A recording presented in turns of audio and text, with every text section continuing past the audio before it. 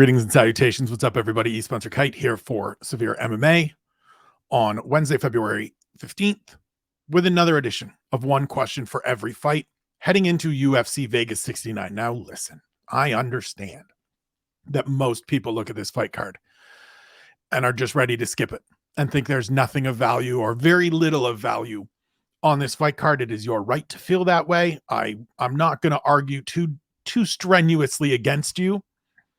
But I'm the guy that is interested in every fight. I'm the guy that is interested in learning something from every matchup. And I'm the guy that's interested in this fight card. I know you're used to me saying it, so I know you're not all that surprised. So we're going to just dive right in. Main event shifted over the weekend from Taila Santos to Jessica Andrade facing Erin Blanchfield. And my question is simply, is Blanchfield ready for this? She has looked outstanding thus far in her UFC career. 4 fights, 4 wins, 2 finishes last year. Looked great in both of them. Dominated Molly McCann at Madison Square Garden in November to move to 4-0 in the UFC. 7-fight winning streak, 10-1 overall. She's 23 years old. There is all kinds of reason to believe and to feel, as I do, that she is the best prospect in the UFC right now. In terms of both where she's at positionally in her division, upside-wise, things of that nature. I think skill for skill, there are some fighters we could argue are probably further ahead than her or a little more diverse than her. But for already being in the top 10, for being 23, for seeing the upside of where this can go, Blanchfield is right there at, if not the very top for me. But this is a big step up in competition. Taila Santos was already a step up in competition, and Jessica Andrade is a little bit more than that. Former strawweight champion, former flyweight title challenger, I should say, perennial contender in 2 weight classes, power hitter, big, pressuring, dominant, coming off a great win over Lauren Murphy last month in Brazil in a fight that many of us, myself and Harry, very much so talked about on the takeaways as probably needing to be stopped. This is a giant step forward for Erin Blanchfield, and I absolutely love it. I love that she wanted it. I love that she wanted the Taila Santos fight, and she pushed for an opportunity to move forward. I love that there was no hesitation when the UFC came to her and said, hey, Taila Santos is out, but Jessica Andrade. She just said, yeah, let's go. Love that. Love this just as a general idea and concept as well.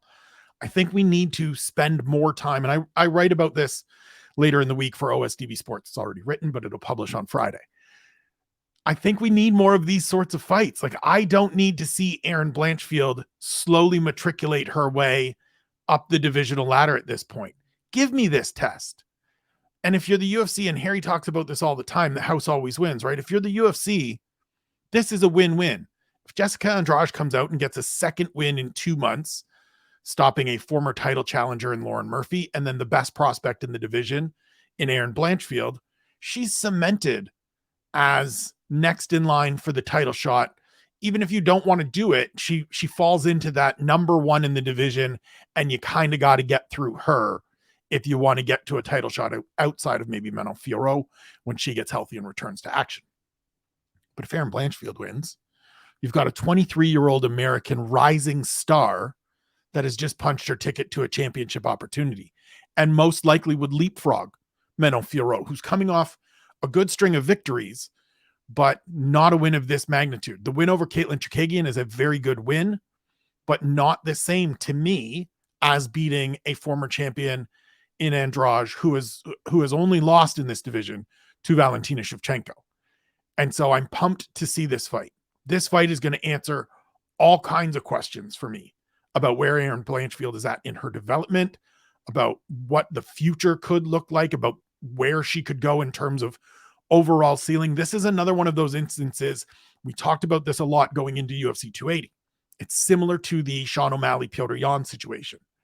Erin Blanchfield doesn't have to win this fight for her stock to climb. She can go out there and be competitive and give Jessica Andrade a competitive fight and a tough test and watch her stock be elevated, climb further up in the rankings. And then if she wins, we're just going supernova. We're going into a championship fight later this year I can't wait to see if this is how it works out. This is a fascinating matchup to me. So looking forward to it.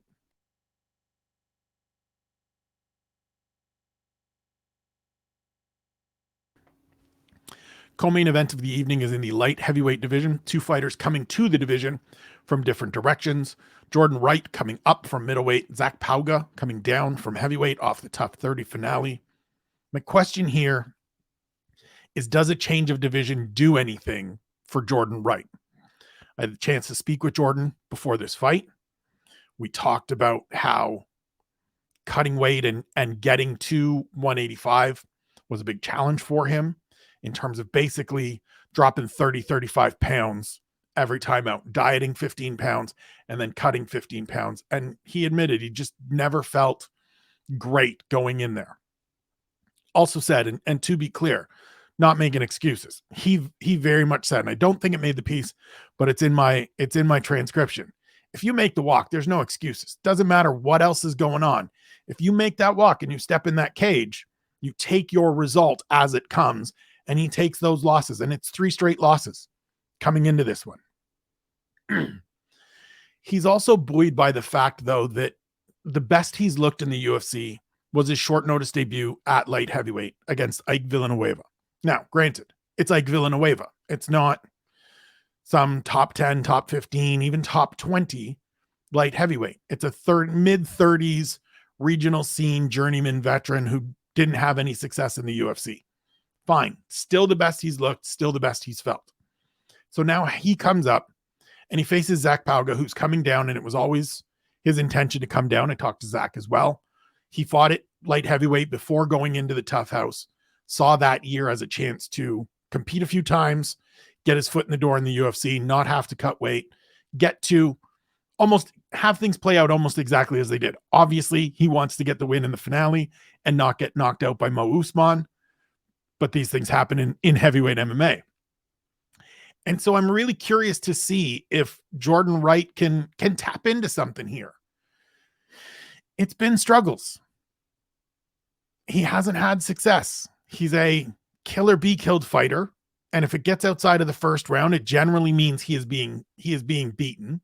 But let's just see if going up to 205 can change things for him. Now, I will also say, as he shared in our interview, in our conversation, he comes into this one with a heavy heart. And I think it's also going to be a bunch of motivation for him. His mother passed a couple weeks before this fight. So 3 weeks ago now. She was a guiding light in his life, a pivotal force, as you would expect in his life. And he promised her when he was young that he would go to college and graduate college. He did that. He told her when he was young that he was going to be, and when he went into professional fighting, that he was going to be UFC champion. I don't know if he's going to get there. I don't think he's going to get there, but I want to see him go out this weekend and honor his mother and put on a performance. And I think that does buoy him this weekend and sort of propel him forward this weekend. So my thoughts, as they were when I spoke with him and still are now, are with Jordan and his family. And I just want to see what this weekend looks like for him. I hope things work out for him. Middle fight on the main card, the first heavyweight, here we go on the main card fight of the year. One of the fixtures of these kinds of fights, Josh Parisian taking on Jamal Pogues, Contender Series alum. My question is, just what do we have in Jamal Pogues? So he's a guy that when he was on the come up, there was some buzz. There was some intrigue about him. Athletic, explosive kind of guy. Used to fight at light heavyweight. Used to fight at middleweight, I think, if I'm not mistaken. Competed early on the Contender Series. Didn't get a contract. Life happened. He's gone through a lot of issues in life and a lot of hardship in life. But he came back on the Contender Series last fall. Got a victory. Got a contract. Here we are. Now let's see it. Now let's see what we've got. We talk all the time about these heavyweight fights that get stuffed into the main cards, and I'm not really belonging here and not really sure why they're always here. It's to see if a guy like Jamal Pogues can pop. The idea is if he goes out there and gets a first round knockout win over Josh Parisian on the main card, there's a greater likelihood that more people are watching it. That means more people see him. That means more people are interested going forward. I don't know if it's going to work out that way, but I do know that there's always room at heavyweight to win 2 or 3 fights and then get moving forward. And if they're impressive performances, that speeds things up. And so, as much as I don't like the placement, I like these kinds of fights because let's just see what we have. We know what Josh Parisian is. We understand where he fits in the divisional hierarchy right now. So let's see what Jamal Pogues brings to the table. Let's see what he has to offer. Let's see if he can become somebody that we can get behind, that we can build a little momentum with, that he maybe gets out of this group a little faster than some of the other recent Contender Series fighters that have come into this middle ground and sort of topped out here. I don't know if it'll happen. As I said, dealt with a lot of hardship in his life. The performance on Contender Series was good, but not great. He's getting the opportunity. Let's see if he makes the most of it on Saturday.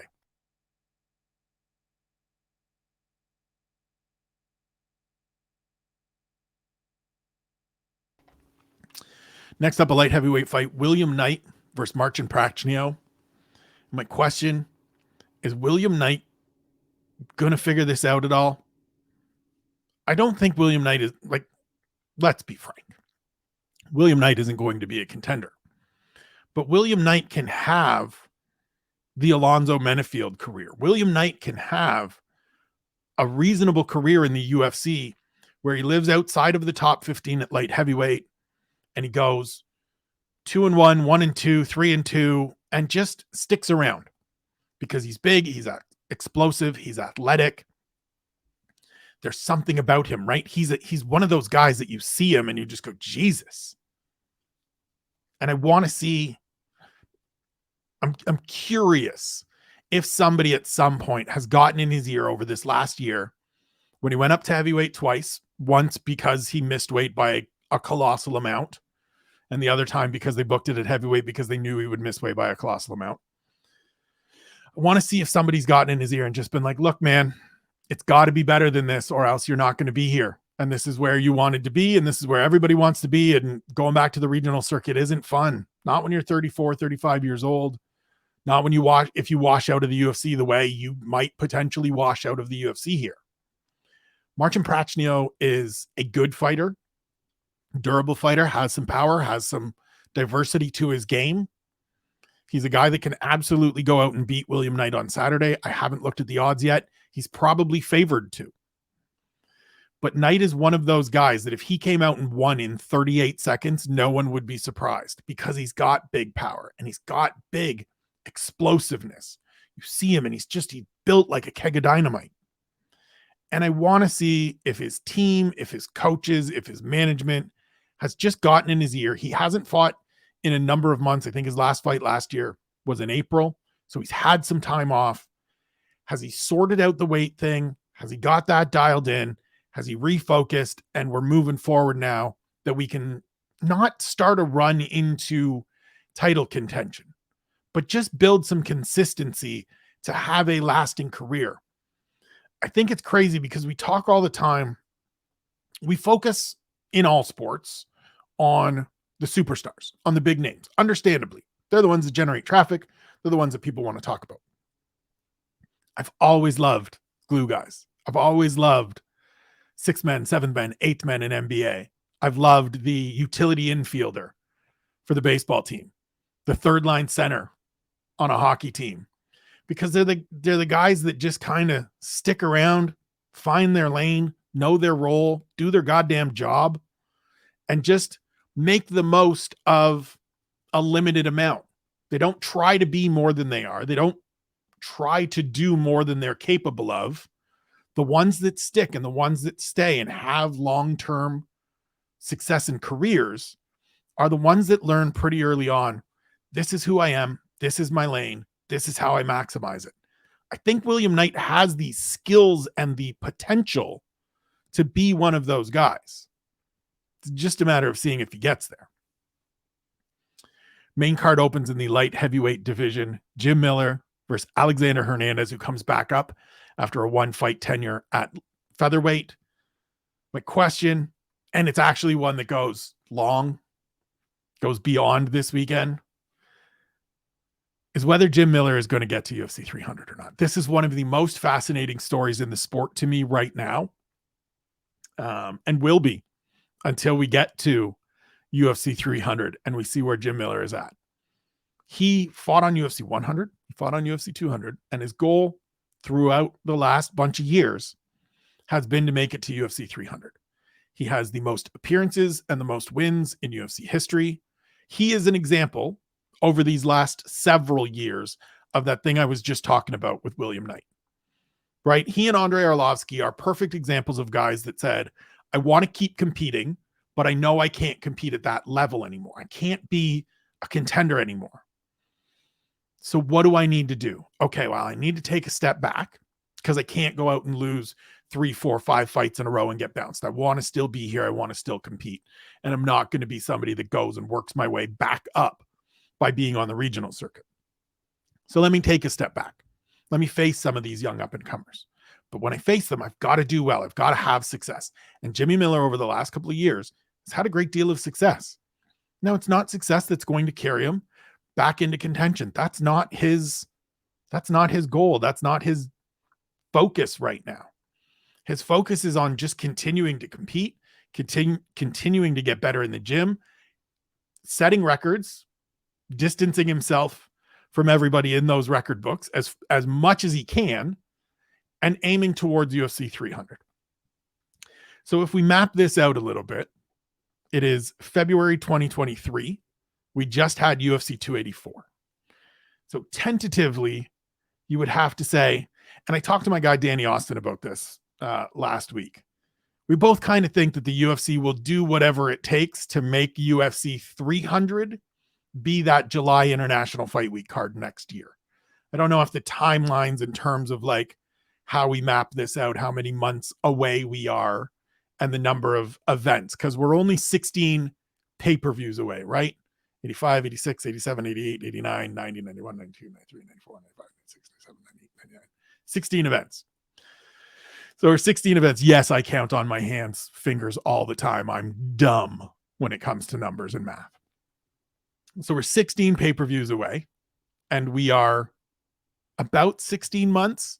So we'll have to do some like pushing and shoving and not do 2 pay-per-views in March next year and maybe skip a month at some point. Like, have to figure it out, because I do think that makes sense, right? Have the big celebration in the summer, Hall of Fame, pomp and circumstance, fan expo, whole 9, UFC 300, 100 and 200 were summer events in Vegas. Do it up.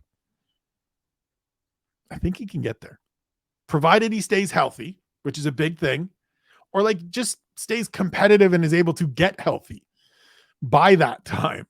I think he can get there. And for me, I can't wait to talk to him about it. I can't wait to sit down with him about it, have him on a conversation with in the coming months, to have these discussions and have this conversation about what it means and why it's important to him.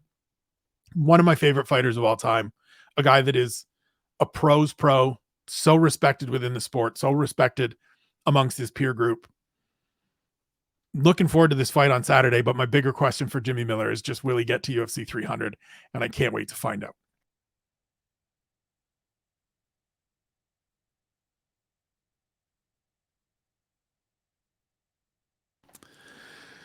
Next up, women's bantamweight fight, Lena Landsberg versus Mayra Bueno Silva. The question is, where does Bueno Silva fit in this division? So she's 2-0 since coming to 135 pounds. Good wins, solid wins, looked great last time out against Stephanie Egger in the "you tapped, no I didn't" fight, where yes, she did tap. Dominated Wu Yanan before that in a fight that won fight of the night honors. And now she faces Lena Landsberg, who, for the inconsistency of her results, or maybe even the lack of results through her UFC career, is kind of a proven, known, established commodity, right? She's a tough out. She's somebody that you're not going in there and just cruising through. She's a pain in the ass to fight. She's good in the clinch. She'll hit you with the elbows. She'll grimy things up. And if you're not sharp, and if you're not supremely talented, you're not going to look good against her, and you may not beat her. And that's why I love this fight for Bueno Silva, because it tells us on Saturday where she fits. If she wins, obviously she goes forward. And I do think she will win. I do think she will go forward. But Saturday's going to tell us whether forward into the next step and into the top 10 is about as far as she goes, or whether there's more upside there. And bantamweight right now is wide open. Wide open. If you're telling me Irina Aldana gets the next title shot, fine. Outside of her, there's no one else new and fresh coming up. Sarah McMahon dipped to Bellator, or maybe the PFL, I can't remember. Aspen Ladd's gone. Carol Hossa is fighting at featherweight next time out. We haven't heard anything about Juliana Pena or a rematch with her and Amanda Nunes, so we don't know what's going on there. Holly Holm is coming off a loss and facing Yana Kunitskaya, or Yana Santos, I should say. Fine. She's been there. She's had her opportunities. So if you can string together, if you're Mayra Bueno Silva and you can push this to 4 or 5 wins, you got some opportunity. I know we had the Ketlin Vieira fight fairly recently. Rocky Pennington gets a good win there. She's in that mix. But like there's not a lot here to get through in order to put yourself into the title conversation. And if Bueno Silva goes out on Saturday and looks great, if she gets another quick submission win as she did against Stephanie Egger, then she's going to get one of those few names near the top of this division to figure out whether she's a viable title challenger or not. I think she would get smoked by Amanda Nunes. Let's be clear here. But it's to some extent, it's just about trying to get there. It's just about putting yourself in that position. And she can come closer with a good effort on Saturday. Move to the featherweight ranks, Jamal Emmers versus Hussein Ashkabov. And my question is simply, what do we have in Hussein Ashkabov? So 23-0, 27 years old. He and his twin brother Hassan, both fighters, both great records, but it's against marginal competition at best. He is one of these Chechen, Russian, don't know anything about how good he may be because he's been smashing fools and hasn't fought in 2.5 years. Now, Alexander Volkanovski had him in his camp at Bang Tao for the Islam Makhachev fight, he and his brother. He gets a fight here against Jamal Emmers, who I think is much better than his 1-2 record in the UFC equates to or speaks to. And so this is a very good test. This is a terrific little litmus test to find out where this guy stands. Fighters like this are fascinating to me. Utterly fascinating. Because he could come out and look gangbusters. Smash Jamal Emmers, and suddenly I'm in. Like, just all the way in. You give me 24-0, 27 years old, smashing Jamal Emmers in your debut. Yep, sign me up. Let's go. Got my ticket for the bandwagon. I'm in. Got a seat. Come join me. Or he could come out and struggle. And it tells us right then and there that, okay, fine. Maybe he gets a win, maybe he doesn't, but it tells us to pump the brakes, right? We've seen many of these fighters come in, look great, flashy record, not so quick. And so I just want to know. And Jamal Emmers is a guy I know his level. I've seen his 3 fights in the UFC. I've seen a bunch of his fights before that. Contender Series, some LFA fights, RFA all the way back in the day. I know who he is. I know what it means to beat him. I know what it takes to beat him. So let's just see what Hussein Ashkabov can bring to the table and where he fits in the featherweight division after one start in the UFC. Shift to light heavyweight, a fight that they have now tried to make 3 times. Ovin St. Preux against Felipe Lins. My question is just, what are we doing here?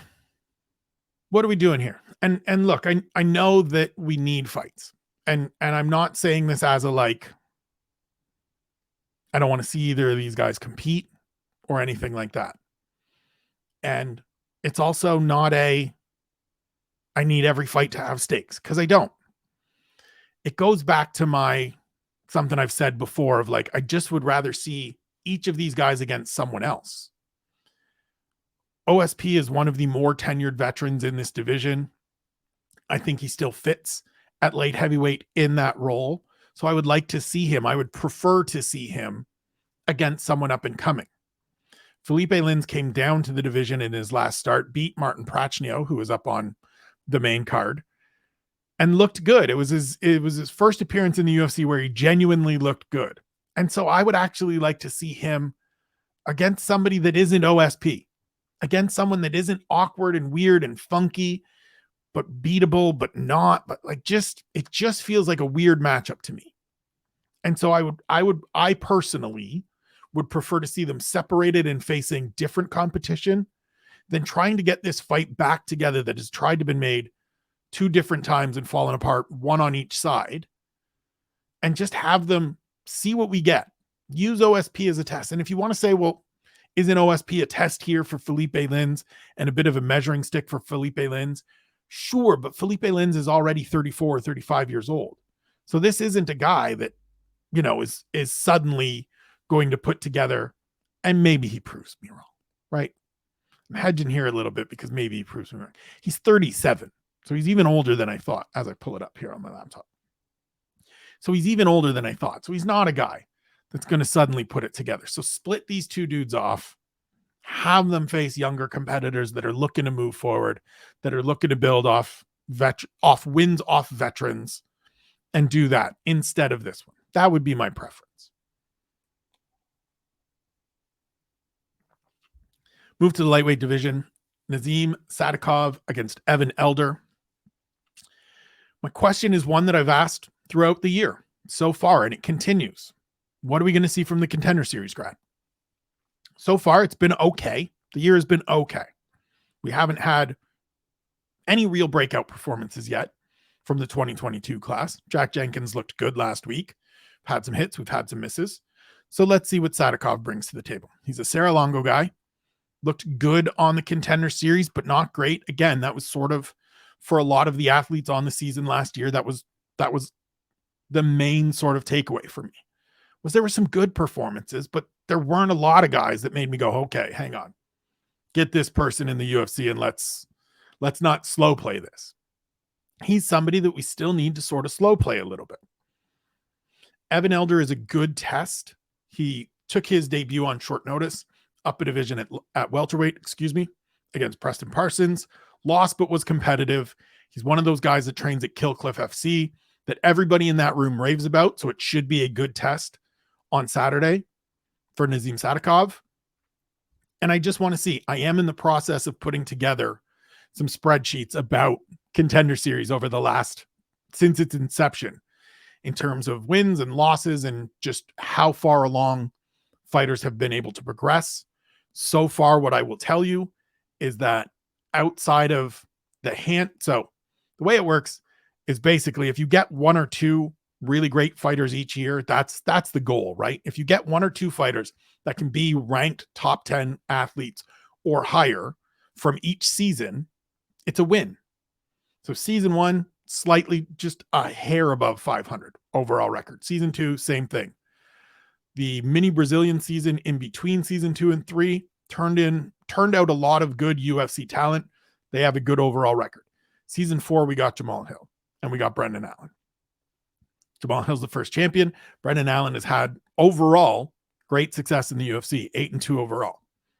So as we progress, we're going to see if the level of overall success declines and how these fighters progress. And so first start for Sadikov.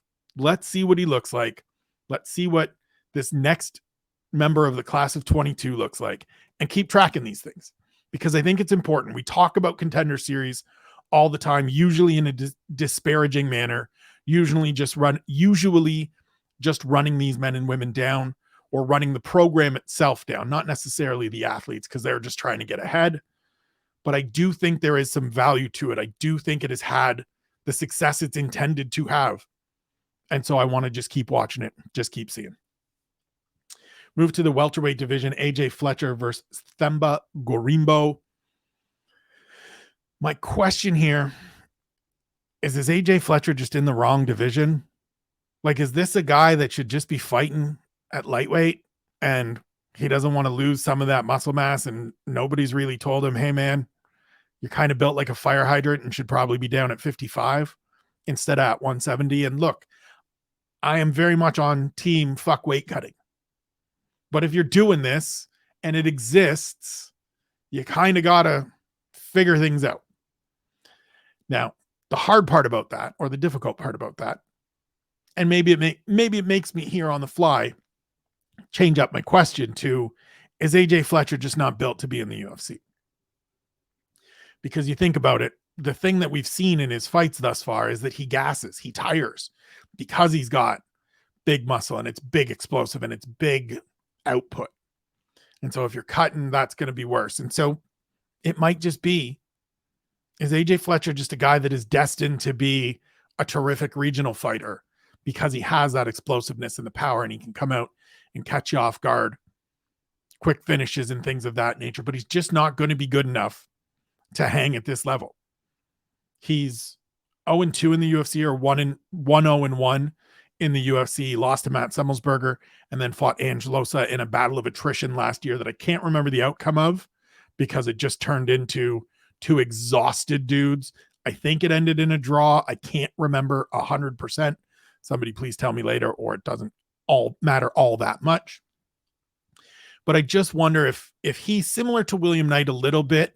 Somebody got in his ear and was just like, look, man, we need to dial it back a little bit. It can't be balls to the wall from Jump Street. You've got to pace yourself a little. You got to get in better cardio shape, because there is some talent there. There is some skill there. There's reasons, like looking back at his Contender Series fight, it's impressive. Looked good. Flying knee finish of Leonardo Damiani up against the fence. Gorgeous finish. Trains with some good people down in Louisiana, including Dustin Poirier. Can he sort it out? Can he figure it out? Is he going to be another one of these Contender Series guys that goes real quick in and out of the UFC? We'll find out on Saturday. It's a winnable fight. This is a winnable fight. Themba Gorimbe is one of those guys that I'm not 100% sure what got him to the UFC. He's on a 1-fight winning streak. He's 32 years old. There's not a ton of impressive stuff in his resume. So this is a winnable fight. If you're going to stick around, AJ Fletcher, this is the one you got to go out and shine in. We open things up in the flyweight division. Clayton Carpenter, Juan Camilo Renderos. My question is, can Carpenter become the next guy from the lab that goes on and has extended success? So the MMA lab has a great program and has had a great program for a number of years where they bring people in, and when they start and they say they want to fight, they progress through amateurs and then onto the professional team once they're ready. It has produced a ton of talent. Kyler Phillips, Sean O'Malley, Drakkar Klose went through that program. Don't know if he did amateurs, but progressed through. Mario Batista. Ben Henderson didn't do amateur, but progressed through fighting from the lab. Mackenzie Dern was at the lab for a while. All kinds of great talent has come through that program under John Crouch and the coaches there.